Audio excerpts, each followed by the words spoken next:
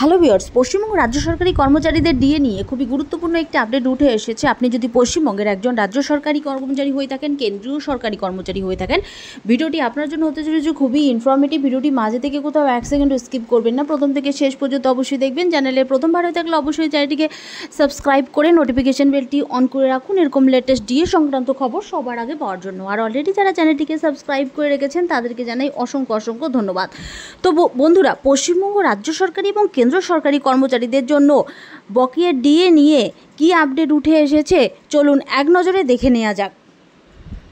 18 মাসের বকেয়া ডিএ নিয়ে দারুণ খবর, সরকারি কর্মীরা জুলাই মাসে হাতে পাবেন অতিরিক্ত টাকা। কেন্দ্রীয় সরকারি কর্মীদের জন্য ভালো খবর, 18 মাসের মহার্ঘ ভাতা এবং মহার্ঘ রিলিফের বকেয়া নিয়ে নতুন করে আশা জেগেছে। জানুয়ারিতে অষ্টম বেতন কমিশন গঠনের ঘোষণা হয়, এবার কি হতে চলেছে জানুন। অষ্টম বেতন পে কমিশন নিয়ে আলোচনার শেষ নেই। বর্তমান সময়ে 1 কোটিরও বেশি কেন্দ্রীয় সরকারি কর্মচারী এবং পেনশনভোগী নতুন বেতন কমিশন অর্থাৎ অষ্টম বেতন কমিশন সম্পর্কিত খবরের উপর নজর রাখছেন। অবশেষে সরকারি কর্মচারীদের জন্য স্বস্তির খবর আসতে চলেছে। অষ্টম বেতন কমিশনের গঠন নিয়ে বেশ কিছুদিন ধরেই জল্পনা চলছিল। কোভিড মহামারীতে আটকে থাকা 18 মাসের মহার্ঘ এবং মহার্ঘ ভাতা এবং মহার্ঘ রিলিফের বকেয়া নিয়ে নতুন করে আশা জেগেছে। অষ্টম বেতন কমিশন গঠনের অনুমোদনের পর থেকেই এই আশা আরও জোরদার হয়েছে। 2020 সালের জানুয়ারি মাস থেকে 2021 সালের জুন মাস পর্যন্ত অর্থাৎ মোট 18 মাসের জন্য কেন্দ্রীয় সরকারি কর্মীদের ডিএ এবং ডিআর বৃদ্ধি স্থগিত রাখা হয়েছিল।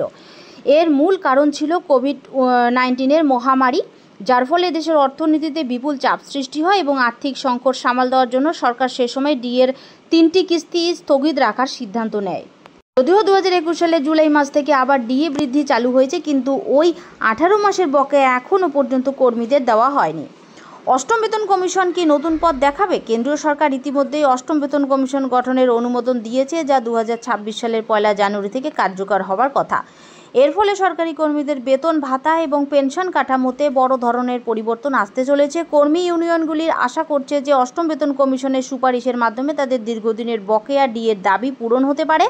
তাদের মতে সরকার চাইলে এই বকেয়া অর্থ এককালীন অথবা কিস্তিতে মিটিয়ে দিতে পারে।